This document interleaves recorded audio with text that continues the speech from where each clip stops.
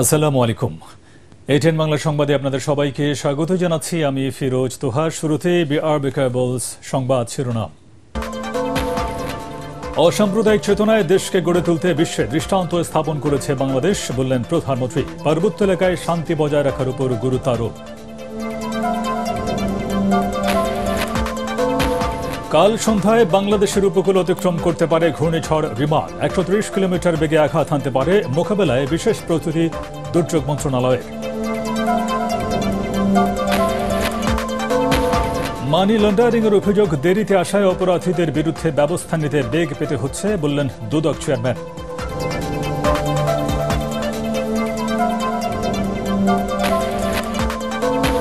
এবং এবারের বাজেটে ঋণের ফাঁদ তৈরি হতে পারে আশঙ্কা অর্থনীতিবিদ ওয়াহিদ উদ্দিন মাহমুদের। অপচয় কমানোর পরামর্শ।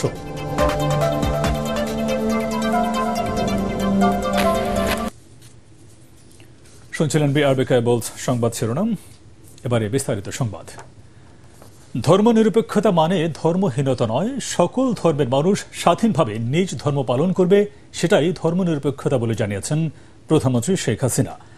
বুদ্ধ পূর্ণিমা উপলক্ষে শুভেচ্ছা বিনিময় অনুষ্ঠানে তিনি বলেন, অসাম্প্রদায়িক চেতনায় দেশকে গড়ে তুলতে বিশ্বে দৃষ্টান্ত স্থাপন করেছে বাংলাদেশ। এ সময় পার্বত্য এলাকায় শান্তি বজায় রাখার উপর গুরুত্ব আরোপ করেন সরকার প্রধান। মনির রহমানের রিপোর্ট। বুদ্ধ পূর্ণিমা উপলক্ষে গণভবনে প্রধানমন্ত্রী শেখ হাসিনার সাথে শুভেচ্ছা বিনিময় করেন সম্প্রদায়ের ধর্মীয় গুরু ও গণ্যমান্য ব্যক্তিরা।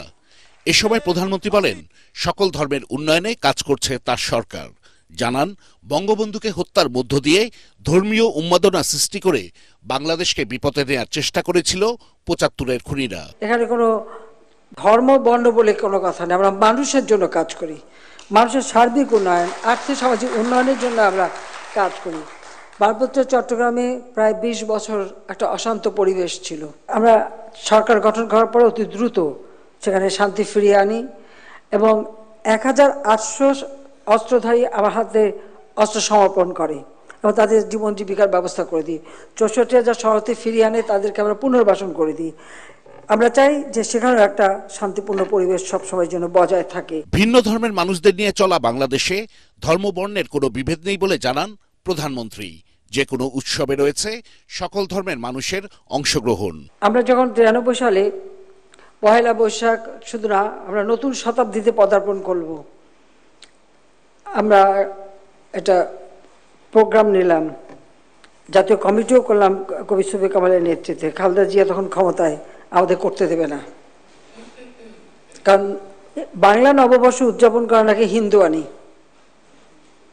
এরকম মানে অদ্ভুত অদ্ভুত কথা আমাদের শুনতে হতো। সে প্রচণ্ড বাধা দিল। তো বাংলাদেশের মানুষ কিন্তু বাধা দিলে বাধা মানে না, যদি সেটা ন্যায়সঙ্গত হয় সেটাই করে। কারণ এই একটা উৎসব, এখানে কিন্তু ধর্ম বর্ণ নির্বিশেষে সকলে মিলেই আমরা করি, এটাই হচ্ছে সব থেকে বড় জিনিস। সেই ক্ষেত্রে আমি মনে করি যে সারা বিশ্বে আমরা একটা দৃষ্টান্ত স্থাপন করতে পেরেছি এই ধর্ম অসাম্প্রদায়িক চেতনায় বাংলাদেশটাকে গড়ে তোলা।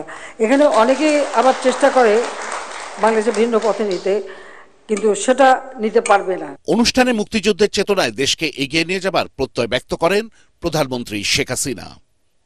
মনির রহমান, এটিএন বাংলা, ঢাকা। আওয়ামী লীগ ক্ষমতায় আসার পর বাংলাদেশকে অস্ত্র চোরাচালানের আন্তর্জাতিক রুট হিসেবে ব্যবহার বন্ধ হয়েছে বলে জানিয়েছেন প্রধানমন্ত্রী শেখ হাসিনা। রাজধানীর গুলিস্তানে ১০ তলা বঙ্গবাজার পাইকারি মার্কেট সহ ৪টি প্রকল্পের ভিত্তিপ্রস্তর স্থাপন অনুষ্ঠানে তিনি একথা বলেন। এ সময় ঢাকায় কোনো বস্তি থাকবে না, দিন মজুরাও ফ্ল্যাটে থাকবে বলে উল্লেখ করেন সরকার প্রধান। আপেল মাহমুদের রিপোর্ট। ২০২৩ সালের ৪ এপ্রিল তৃতীয়বারের মতো ভয়াবহ আগুনে পুড়ে যায় রাজধানীর বঙ্গবাজার মার্কেট। ক্ষতিগ্রস্ত ২,৯৬১ জন ব্যবসায়ীকে পুনর্বাসনে ১০ তলা মার্কেট নির্মাণের উদ্যোগ নেয় সরকার। এরই ধারাবাহিকতায় ঢাকা দক্ষিণ সিটি কর্পোরেশনের আওতায় বঙ্গবাজার পাইকারি নগর বিপণী বিতানের ভিত্তিপ্রস্তর স্থাপন করলেন প্রধানমন্ত্রী শেখ হাসিনা। প্রধানমন্ত্রী বলেন, ক্ষতিগ্রস্ত ব্যবসায়ীদের বেঁচে থাকার অবলম্বন হবে এ মার্কেট। রাজধানী ঢাকাকে ঘিরে সরকারের পরিকল্পনা তুলে ধরে বিদ্যুৎ পানি ব্যবহারে সবাইকে সাশ্রয়ী হওয়ার পরামর্শ দেন তিনি। শুধু বড় লোকরা ফ্ল্যাটে থাকবে সেটা তো হতে পারে না। আবার ওই রিক্সাওয়ালা থেকে শুরু করে দিনমজুরও ফ্ল্যাটে থাকবে। আস্তে আস্তে আমরা ঢাকায় কোনো বস্তি, ওই কাঁচা বস্তি, অস্বাস্থ্যকর অসুস্থ পরিবেশ থাকবে না, সুন্দর পরিবেশে সবাই বসবাস করবে, সেইভাবে করে দেব। সেই পদক্ষেপও আমরা নিয়েছি। 2 সিটি কর্পোরেশনের ব্যবস্থাপনায় আধুনিক পদ্ধতিতে পশু কুরবানি করতে সরকারের পরিকল্পনার কথাও জানান প্রধানমন্ত্রী। একটা পশু যখন জবাই হয়, তার রক্ত, চামড়া, হাড়, এমনকি বর্জ্যগুলিও কিন্তু কাজে লাগে, সেগুলো কিন্তু রিসাইকেল করা যায়। এই যেখানে সেখানে এগুলি না করা, সে বিষয়ে সবাইকে অবশ্যই নজর রাখতে হবে। এ সময় বিএনপির নেতিবাচক রাজনীতি নিয়েও কথা বলেন সরকার প্রধান। জানান, অগ্নিসন্ত্রাস, অস্ত্র চোরা কারবারি ও মানুষ খুন এসব হচ্ছে দলটির ধর্ম। ওই তারেক জিয়া তো অস্ত্র চোরা কারবারি মামলায় সাজাপ্রাপ্ত আসামি, ওখানে বসে এখন নানাভাবে ওই অগ্নিসন্ত্রাস দিয়ে মানুষ মারা, মানুষ খুন করা, আগুন দিয়ে মানুষকে পোড়ানো, এইসব কাজ করে বেড়ায়। আওয়ামী লীগ সরকার এসে এই বাংলাদেশকে এই অস্ত্র চোরা কারবারির যে রুট, সেটা আমরা বন্ধ করেছি। ভারতে উলফা থেকে শুরু করে যেখানে যেখানে যারা অস্ত্র সাপ্লাই দিত, সেগুলো আমরা বন্ধ করেছি। তাদেরও যাতে শান্তি আসে, তাদের ওই 7 সিস্টার, সেই ব্যবস্থাটি কিন্তু আওয়ামী লীগ করেছে। অনুষ্ঠানে আরো 3টি প্রকল্পের ভিত্তিপ্রস্তর স্থাপন করেন প্রধানমন্ত্রী শেখ হাসিনা। প্রকল্পগুলোর মধ্যে রয়েছে পোস্তগোলা ব্রিজ থেকে রায়ের বাজার স্লুইস গেট পর্যন্ত বীর মুক্তিযোদ্ধা ফজলুল হক মনি সরণি, ধানমন্ডি লেকে নজরুল সরোবর এবং শাহবাগে শিশুদের বিনোদনে হোসেন শহীদ সোহরাওয়ার্দী শিশু উদ্যান আধুনিকীকরণ। আপেল মাহমুদ, এটিএন বাংলা, ঢাকা। কাল সন্ধ্যা 6টার পর বাংলাদেশের উপকূল অতিক্রম করতে পারে ঘূর্ণিঝড় রিমাল। স্থলভাগ অতিক্রমের সময় এর বাতাসের সর্বোচ্চ গতি হতে পারে ঘন্টায় 130 কিলোমিটার। এমন তথ্য দিয়ে দুর্যোগ ব্যবস্থাপনা ও ত্রাণ প্রতিমন্ত্রী মহিবুর রহমান বলেছেন, আজ রাতেই এটি মহাবিপদ সংকেত হতে পারে। চট্টগ্রাম, মংলা ও পায়রা বন্দর সমূহকে 3 নম্বর বিপদ সংকেত দেখাতে বলেছে আবহাওয়া অধিদপ্তর। বিস্তারিত জানাচ্ছেন একরামুল হক সায়েম। ঘূর্ণিঝড় রিমালের প্রভাবে এরই মধ্যে দেশের বিভিন্ন এলাকায় থেমে থেমে বৃষ্টি হচ্ছে। উপকূলীয় অঞ্চলে চলছে মাইকিং, লিফলেট বিতরণ করে সতর্ক বার্তা প্রচার। বঙ্গোপসাগরে সৃষ্ট গভীর নিম্নচাপটি শনিবার সন্ধ্যার মধ্যে রূপ নিতে পারে ঘূর্ণিঝড় রিমাল। এর মূল অংশ রোববার সন্ধ্যায় ভারতের পশ্চিমবঙ্গের সাগর আইল্যান্ড এবং বাংলাদেশের পটুয়াখালীর খেপুপাড়ার মধ্য দিয়ে অতিক্রম শুরু করতে পারে। ঘূর্ণিঝড়টি 70% বাংলাদেশ এবং 30% ভারতে আঘাত হানতে পারে। আবহাওয়া অধিদপ্তর বলছে এটি উপকূল অতিক্রম শেষ করতে পারে রোববার রাত 12টার মধ্যে। ঘূর্ণিঝড় পরিস্থিতি নিয়ে জরুরি সভা হয় সচিবালয়ে। এরপর ব্রিফিংয়ে দুর্যোগ ব্যবস্থাপনা ও ত্রাণ প্রতিমন্ত্রী মহিবুর রহমান জানান, ঘূর্ণিঝড়ের সময় ভারী বৃষ্টিপাতে ভূমিধস হতে পারে পাহাড়ি এলাকায়। তবে দুর্যোগের ক্ষয়ক্ষতি মোকাবিলায় সার্বিক প্রস্তুতি নেওয়া হয়েছে জানিয়ে তিনি বলেন, উপকূলের মানুষের জন্য প্রস্তুত রাখা হয়েছে 4000 আশ্রয় কেন্দ্র, থাকবে 80,000 স্বেচ্ছাসেবকও। এই ঘূর্ণিঝড়ের যে খারাপ দিক রয়েছে, এখানে প্রচুর বৃষ্টিপাত হবে, যার জন্য আমাদের পাহাড়ি অঞ্চল, বিশেষ করে কক্সবাজার, চিটাগাং পাহাড়ি অঞ্চলে প্রচুর ল্যান্ডস্লাইড হইতে পারে। সুতরাং এই সমস্ত কিছু মাথায় রেখে একদিকে ঘূর্ণিঝড়, ল্যান্ডস্লাইড এবং সমুদ্রের নৌকার বিভিন্ন মাছ ধরা ট্রলার যারা যে অবস্থা আছে, সব কিছু মাথায় রেখে আমরা সার্বিক প্রস্তুতি ইতিমধ্যে আমরা নিয়েছি। ক্ষয়ক্ষতি এড়াতে যথাসময়ে নিরাপদ আশ্রয়ে অবস্থান নিতে উপকূলবাসীকে আহ্বান জানিয়েছে সরকার। ইকরামুল হক সায়েম, এটিএন বাংলা, ঢাকা। দুর্নীতি করে কোনো জাতি উন্নতি করতে পারে না, আর উন্নতি করলেও তা টেকসই হয় না বলে মন্তব্য করেছেন দুর্নীতি দমন কমিশনের চেয়ারম্যান মঈনুদ্দিন আব্দুল্লাহ। জাতীয় প্রেসক্লাবে এক আলোচনা সভায় তিনি বলেন, মানি লন্ডারিং এর অভিযোগ দেরিতে আসায় অপরাধীদের বিরুদ্ধে ব্যবস্থা নিতে দুদককে বেগ পেতে হচ্ছে। আরো জানাচ্ছেন ইয়াসিন রানা। জাতীয় প্রেসক্লাবে দুর্নীতি দমনে নাগরিকদের ভূমিকা শীর্ষক আলোচনা সভার আয়োজন করে human rights and peace for Bangladesh. এ সময় বক্তারা দেশের বিভিন্ন সেক্টরের দুর্নীতি ও দুদকের করণীয় বিষয়ে কথা বলেন। দুর্নীতিতে জিরো টলারেন্স নীতিতে আরো কঠোর হবার পরামর্শ দেন তারা। দুর্নীতি কিন্তু আপনার আমার পক্ষে করা সম্ভব না। যেখানে ক্ষমতা নেই সেখানে দুর্নীতিও নেই।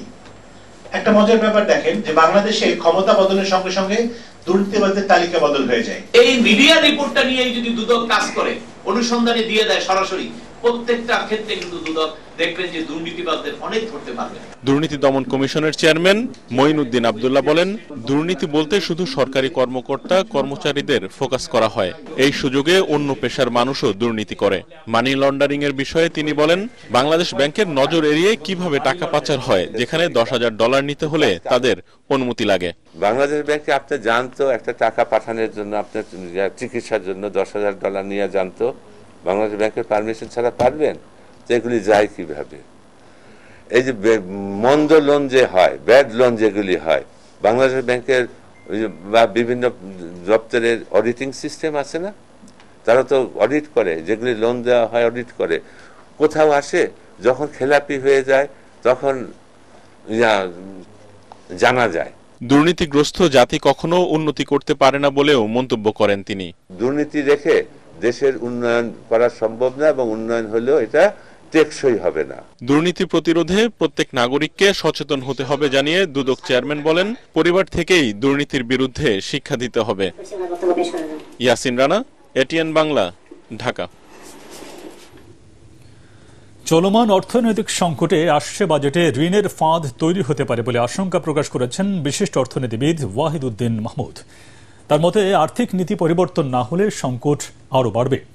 ডিবেট ফর ডেমোক্রেসির বিতর্ক প্রতিযোগিতায় দুর্নীতি ও অপচয় কমিয়ে বাজেট বাস্তবায়নের হার বাড়ানোর পরামর্শ দিয়েছেন তিনি। অনুষ্ঠানে ডিবেট ফর ডেমোক্রেসির চেয়ারম্যান হাসান আহমেদ চৌধুরী কিরণ বলেন, বাজেট বাস্তবায়নে এখনও বড় বাধা দুর্নীতি। শরফুল আলমের রিপোর্ট। প্রবাসী আয় কমছে, বাড়ছে না রপ্তানির পরিমাণও। অন্যদিকে বাড়তি ডলারের দর, দেশি বিদেশি ঋণ পরিশোধের ব্যয়ও বাড়ছে সরকারের, যার প্রভাব পড়ছে বৈদেশিক মুদ্রার রিজার্ভে। এমন পরিস্থিতিতে ডিবেট ফর ডেমোক্রেসির ছায়া সংসদ বিতর্ক প্রতিযোগিতায় বিতর্কের বিষয় নির্ধারণ করা হয় অর্থনৈতিক সুরক্ষায় বাজেটের কৌশল। বিষয়ের পক্ষ বিপক্ষে বিতর্কিকরা তাদের যুক্তিতর্ক উপস্থাপন করেন। আমদানি এবং রপ্তানি ব্যয়ের যে একটা ঘাটতি, সেই ঘাটতিটা প্রায় $5 বিলিয়ন মতো। আগামী বাজেটে কোন প্রধান কৌশল অর্থনীতিকে সুরক্ষিত করবে, একটি মাত্র প্রধান কৌশল দেখিয়ে যেতে পারেনি। বিতর্ক প্রতিযোগিতা শেষে ডিবেট ফর ডেমোক্রেসির চেয়ারম্যান হাসান আহমেদ চৌধুরী কিরণ বলেন, কতিপয় দুর্নীতিবাজরা অর্থ পাচার করছে, তাদের কারণেই দেশের আর্থিক অবস্থা পিছিয়ে যাচ্ছে। অর্থনীতি শক্তিশালী করতে আসছে বাজেটে প্রবাসী আয়ে 5 ভাগ প্রণোদনা সুবিধা দেয়া সহ 10 দফা সুপারিশ করেন তিনি। আর্থিক খাতের যদি বর্তমান যে রক্তক্ষরণ হচ্ছে, সেই রক্তক্ষরণকে যদি আমরা বন্ধ করতে না পারি, তাহলে কিন্তু আমরা রাজস্ব আয় বৃদ্ধি করি, প্রবাসী আয় বৃদ্ধি করি, রপ্তানি আয় বৃদ্ধি করি হলেও আমরা কিন্তু আমাদের এই যে আর্থিক খাতের সুরক্ষা, বাজারের বাস্তবায়ন, সেটি আমরা কোনোভাবে করতে পারবো না। যারা ঋণ খেলাপি, কর খেলাপি, যারা বিল খেলাপি, যারা দেশের টাকা লুট করে বিদেশে নিয়ে গেছে, তাদেরকে যদি আমরা দৃশ্যমানভাবে শাস্তি প্রদান করতে না পারি, তাহলে কিন্তু আমরা রাজস্ব আয় বৃদ্ধি বলি, অর্থনৈতিক সক্ষমতা করার যত কথাই বলি, আমরা কোনো সক্ষমতা দিয়েই কিন্তু আমরা আমাদের অর্থনীতিকে আমরা শক্তিশালী করতে পারবো না। অনুষ্ঠানের প্রধান অতিথি বিশিষ্ট অর্থনীতিবিদ ওয়াহিদ উদ্দিন মাহমুদ জানান, অর্থনৈতিক অস্থিরতার মধ্যে কর আহরণে কৌশলী হতে হবে, অগ্রাধিকার ভিত্তিতে বিদেশি ঋণ পরিশোধও দিতে হবে বিশেষ গুরুত্ব। সরকারের সেই ঋণের নির্ভরতা বাড়ছে এবং এই প্রবণতা চলতে থাকলে এটা শুধু বৈদেশিক ঋণ পরিশোধের ক্ষেত্রে না, বাজেট ব্যবস্থাপনার ক্ষেত্রেও এক ধরনের ঋণের ফাঁদ তৈরি করে। বৈদেশিক ঋণের বোঝা আন্তর্জাতিক মানদণ্ডে বলা হচ্ছে যে এখনো আশঙ্কাজনক নয়, এই বোঝা আশঙ্কাজনকভাবে বাড়ছে, কাজেই সতর্ক হতে হবে। বিতর্ক প্রতিযোগিতায় বরিশাল বিশ্ববিদ্যালয়কে হারিয়ে বিজয়ী হয় ইডেন মহিলা কলেজ। শরফুল আলম, এটিএন বাংলা, ঢাকা। ক্ষমতাসীনদের আশ্রয় প্রশ্রয়ী আনোয়ারুল আজিম, আজিজ আহমেদ, বেনজির আহমেদরা দুর্নীতি অপকর্ম করলেও এখন আওয়ামী লীগ তা অস্বীকার করছে বলে অভিযোগ করেছেন বিএনপির স্থায়ী কমিটির সদস্য গয়েশ্বরচন্দ্র রায়।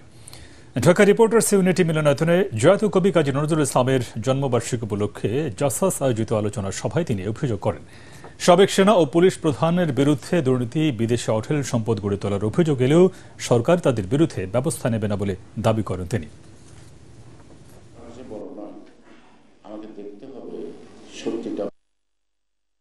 ওবায়দুল কাদের বলেছেন অপরাধীকে শাস্তি পেতেই হবে, নাকি আমরা অপরাধীর পক্ষে দাঁড়াবো না। ওবায়দুল কাদের সাহেব অপরাধী বানাইলো কারা? তাদের আজিজকে অপরাধী করলো কে? আর বেনজিরকে এত অর্থ উপার্জনের জন্য সুযোগ সুবিধা কে দিল, কেন দিল?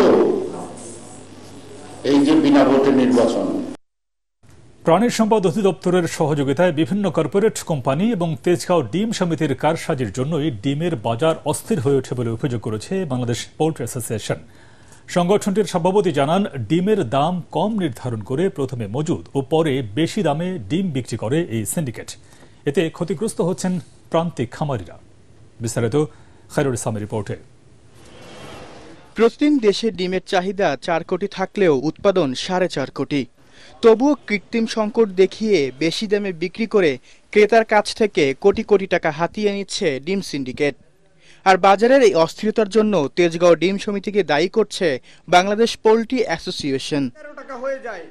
সংবাদ সম্মেলনে সংগঠনটির নেতারা বলেন, মোবাইল SMS ও ফেসবুকের মাধ্যমে ডিমের দাম নির্ধারণ করে তেজগাঁও ডিম সমিতি। পরে সেই ডিম কম দামে কিনে কোল্ড স্টোরেজে সংরক্ষণ করে এই সমিতি। পরবর্তীতে চাহিদা বাড়লে বিক্রি করা হয় বেশি দামে। তেজগাঁও ডিম সমিতি একটি দাম নির্ধারণ করেন, এই দামকে প্রথমে তারা মেসেজ করেন, পরবর্তীতে তারা সারা বাংলাদেশের ডিম ব্যবসায়ীকে মেসেজ করেন এবং এই দামেই প্রান্তিক খামারিকে ডিম বিক্রি করতে বাধ্য হয়। বিভিন্ন কর্পোরেট কোম্পানি পোল্ট্রি ফিড ও মুরগির বাচ্চা দিয়েও সিন্ডিকেট করে শত কোটি টাকা হাতিয়ে নিচ্ছে বলেও অভিযোগ করে বাংলাদেশ পোল্ট্রি অ্যাসোসিয়েশন।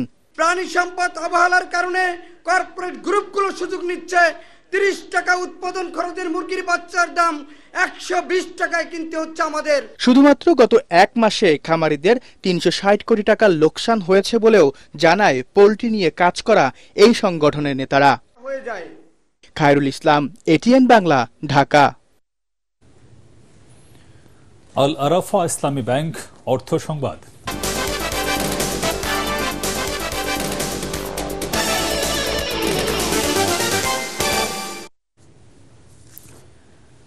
আগামীকাল থেকে শুরু হচ্ছে একাদশ শ্রেণীতে ভর্তির আবেদন প্রক্রিয়া। চলবে 11 জুন পর্যন্ত। ভর্তি প্রার্থীদের আবেদন করতে হবে অনলাইনে। সর্বনিম্ন 5টি ও সর্বোচ্চ 10টি কলেজে পছন্দক্রম দিতে পারবে একজন শিক্ষার্থী। ভর্তি ফি পরিশোধ করতে হবে বিকাশে।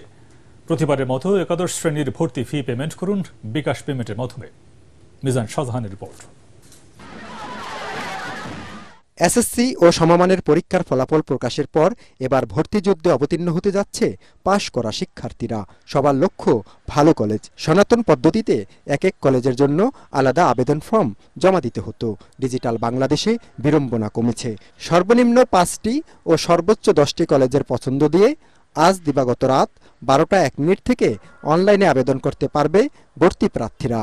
যে প্রতিষ্ঠানে আমাদের জন্য নির্ধারিত হয় ফলাফল আসে, আমরা ওইখানেই শিক্ষার্থীকে ভর্তি করাইবো এবং শিক্ষার যেন ভালোভাবে লেখাপড়া করে এবং পরিবেশটা যেন ভালো থাকে, একটি ভালো রেজাল্ট যেন তারা এরকম ইন্টারমিডিয়েট উচ্চ মাধ্যমিকে করতে পারে, যা পরবর্তীতে ভার্সিটি লেভেলে গ্রাজুয়েশনের জন্য তাদের জন্য সহায়ক হবে। আবেদনের টাকা জমা দেওয়ার জন্য কলেজের কাউন্টার কিংবা ব্যাংকে লম্বা লাইনে দাঁড়াতে হবে না। বিকাশের মাধ্যমে 150 টাকা জমা দিয়ে সহজেই প্রক্রিয়াটি সম্পূর্ণ করতে পারবে শিক্ষার্থীরা। অনেক সময় শিক্ষা প্রতিষ্ঠানগুলোর বিরুদ্ধে কথা উঠেছিল যে এক এক শিক্ষা প্রতিষ্ঠান এক এক প্রার্থীর কাছ থেকে ভর্তির ফর্ম বিক্রি করে এক এক ধরনের অ্যামাউন্ট তারা সংগ্রহ করতেন। আমি জানি না এর সত্যতা কি, তবে আলোচনায় এসেছেন। তবে এখন যে অনলাইন সিস্টেম, সে অনলাইন সিস্টেমে সকল শিক্ষার্থীদের সমান অধিকার প্রতিষ্ঠিত করেছেন। তবে অন্যবারের মতো এবারও নটরডেম কলেজ ভর্তি প্রক্রিয়া সম্পূর্ণ করবে তাদের নিজস্ব নীতি অনুযায়ী। নটরডেম কলেজে ভর্তির আবেদন প্রক্রিয়া শুরু হবে আজ দিবাগত রাত 12:01 থেকে। চলবে 30 মে বিকেল 5টা পর্যন্ত। এখানে যারা আবেদন করবেন তাদেরকে আবেদন করতে হবে নটরডেম কলেজের নিজস্ব অনলাইনে এবং এর জন্য আবেদন ফি বাবদ পরিশোধ করতে হবে বিকাশের মাধ্যমে 400 টাকা। অন্যান্য কলেজে ভর্তি পরীক্ষা না হলেও নটরডেম কলেজে ভর্তি পরীক্ষার মাধ্যমে নির্বাচিত করা হবে চূড়ান্ত ভর্তি প্রার্থীদের। মিজান শাহজাহান, ATN বাংলা, ঢাকা। পার্টেক্স খেলার খবর।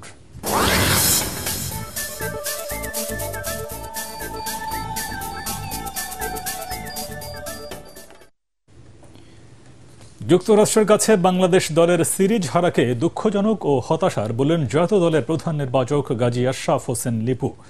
তবে বিশ্বকাপের আগেই টাইগাররা পরাজয়ের এই দুঃস্মৃতি পেছনে ফেলে ঘুরে দাঁড়াবে বলে মনে করেন লিপু। আরও জানাচ্ছেন পরাগ আরমান। ক্রিকেটে একেবারে নবীন এক দল যুক্তরাষ্ট্র। কিন্তু প্রথম 2 ম্যাচ হেরে এই নবীন দলটির কাছেই সিরিজে পরাজয় বরণ করে বাংলাদেশ। প্রথম ম্যাচে বোলিংয়ের কারণেই পিছিয়ে গেছে, আর দ্বিতীয় ম্যাচে ব্যাটিং ব্যর্থতাই হার। এই পরাজয় দলের জন্য হতাশার ও দুশ্চিন্তার বলে মনে করেন প্রধান নির্বাচক গাজী আশরাফ হোসেন লিপু। আমাদের দলে যথেষ্ট অভিজ্ঞ খেলোয়াড়রা ছিল, শেষ মুহূর্ত পর্যন্ত আমাদের সময় ছিল আমরা বড় রানের পিছিয়ে তারা না করে according to the call of the hour যদি আমরা ব্যাটিং করতাম তাহলে এই ম্যাচটা আমরা সহজেই জিততে পারতাম। বাট এটা খুবই পেইনফুল, খুবই দুঃখজনক এবং খুবই হতাশার যে সঠিক সময় নিজেদেরকে সঠিকভাবে অ্যাপ্লাই করতে না পারার ব্যর্থতাটা। যুক্তরাষ্ট্রের বিপক্ষে খেলার সময় টাইগাররা চাপে ছিল বলে জানান লিপু, তবে তার বিশ্বাস বিশ্বকাপের আগেই ঘুরে দাঁড়াবে বাংলাদেশ। দলগতভাবে আমাদেরকে উন্নতি করতে হবে, যেহেতু আমাদের বিশ্বকাপটা মূল লক্ষ্য, তো সেই বিশ্বকাপে যেন আমরা ভালো করতে পারি সেই আশাটাই আমরা করছি এবং যে দলকে আমরা নির্বাচন করেছিলাম সেই দলের প্রতি আমরা আস্থা রাখছি। এদিকে লিপু জানান প্রত্যাশার চেয়ে দ্রুত সেরে উঠছেন তাসকিন আহমেদ। 1 জুন থেকে তিনি বোলিং করতে পারবেন বলে জানান প্রধান নির্বাচক। পরাগ আরমান, এটিএন বাংলা, ঢাকা। শেষ করার আগে বিআরবি কেবলস সংবাদ শিরোনাম আরেকবার। অসাম্প্রদায়িক চেতনায় দেশকে গড়ে তুলতে বিশ্বে দৃষ্টান্ত স্থাপন করেছে বাংলাদেশ, বললেন প্রধানমন্ত্রী। পার্বত্য এলাকায় শান্তি বজায় রাখার উপর গুরুত্ব আরোপ। কাল সন্ধ্যায় বাংলাদেশের উপকূল অতিক্রম করতে পারে ঘূর্ণিঝড় রিমাল। 130 কিলোমিটার বেগে আঘাত হানতে পারে, মোকাবেলায় বিশেষ প্রস্তুতি দুর্যোগ মন্ত্রণালয়ের।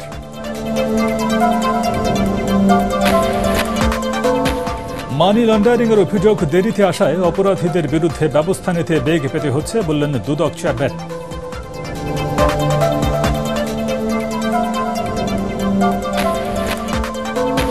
এবং এবারের বাজেটে ঋণের ফাঁদ তৈরি হতে পারে আশঙ্কা অর্থনীতিবিদ ওয়াহিদ উদ্দিন মাহমুদের।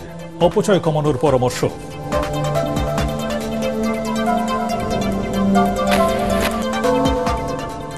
পরবর্তী সংবাদ দেখার আমন্ত্রণ জানিয়ে এখনকার মতো শেষ করছি। এটিএন বাংলার সংবাদ ইউটিউবে দেখতে ব্রাউজ করুন youtube/ATN বাংলা নিউজ। ধন্যবাদ সবাইকে।